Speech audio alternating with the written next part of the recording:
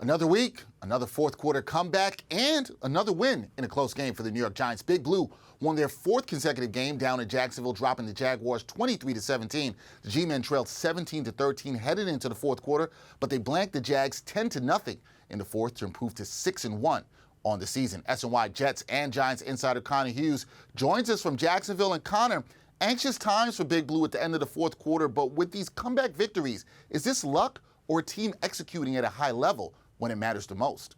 Yeah, Dexter, I don't necessarily know if it's luck necessarily that's leading the Giants to these victories. I think they're getting good quarterback play from Daniel Jones. I think that they're an incredibly well-coached football team, but you do bring up an interesting point because I don't necessarily know if this is sustainable. And what I mean by that is that as the Giants begin to play some of the better teams on their schedule, the Dallas Cowboys, the Philadelphia Eagles, the Dallas Cowboys with Dak Prescott, I should say, they're not going to be allowed to tread water through three quarters to then simply put together a game-winning drive in the fourth, because these better teams, they're going to score in the first, they're going to score in the second, they're going to score in the third, and by the time the fourth quarter rolls around, well, the Giants are going to be out of it. So moving forward here with this team, I think it's going to be imperative for them to figure out how to put together a complete game.